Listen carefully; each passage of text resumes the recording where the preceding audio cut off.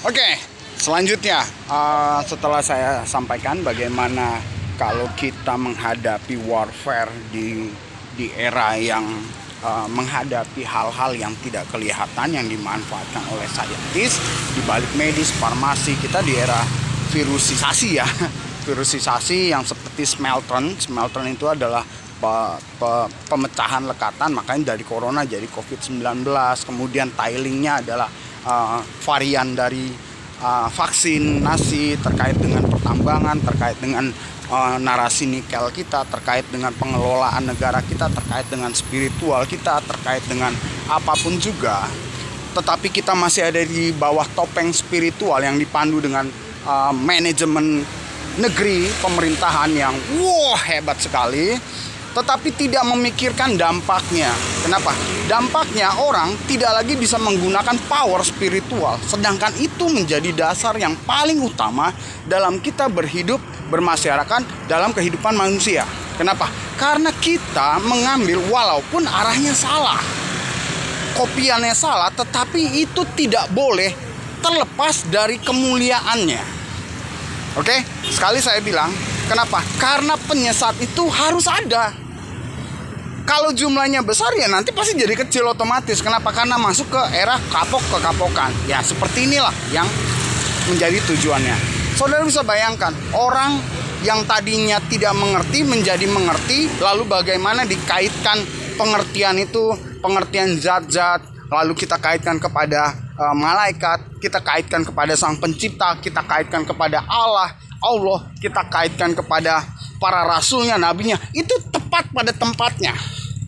Tetapi kebodohan kita yang terus-terusan ya kan memaksa konspirasi, memaksa propaganda di balik keuntungan, di balik ekonomi, di balik apapun juga, kita sampai lupa diri. Dan sampai ujungnya begitu kita mendapati kalau kita melawan flu aja nyebut nama Allah nggak sembuh. Kenapa? Karena beda jalur dan sudah kelepas. Apalagi masalah seperti ini yang dalam virus ini adalah contoh. Ya kan? Kita nyebut nama Yesus nggak bisa setan keluar. Kenapa? Yang dimaksud setan beda. Ya kan? Kita nyebut nama siapa lagi? Mungkin nama dewa-dewa nggak bisa. Kenapa? Karena yang dimaksud berbeda. Nah inilah yang menjadi keterlepasan dan itu merugikan masyarakat. Itu menjadikan korban mereka.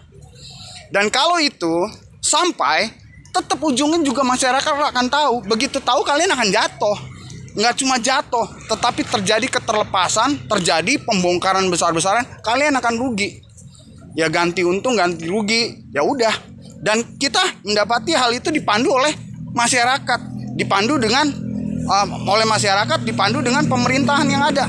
Tetapi yang dirugikan masyarakat. Yang menjadi korban untuk masa depannya masyarakat. Yang menjadi terbantai oleh sakit penyakit yang memang diadakan dan untuk mensupport politikan dan akhirnya mereka menjadi korban, iya masyarakat.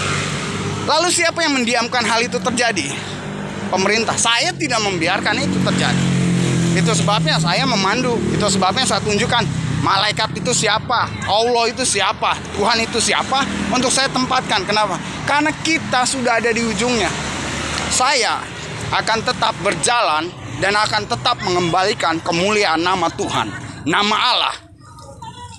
Jalan-jalan hidup yang pernah ditunjukkan para nabi, para wali, para rasul, dan tokoh-tokoh agama yang kita percaya. Dan dia memberikan filosofi yang harus kita mengerti, harus dipandu oleh pemerintah, harus diusahakan kesejahteraannya, bukan untuk memanfaatkannya. Oke, itu saja yang saya mau ingatkan.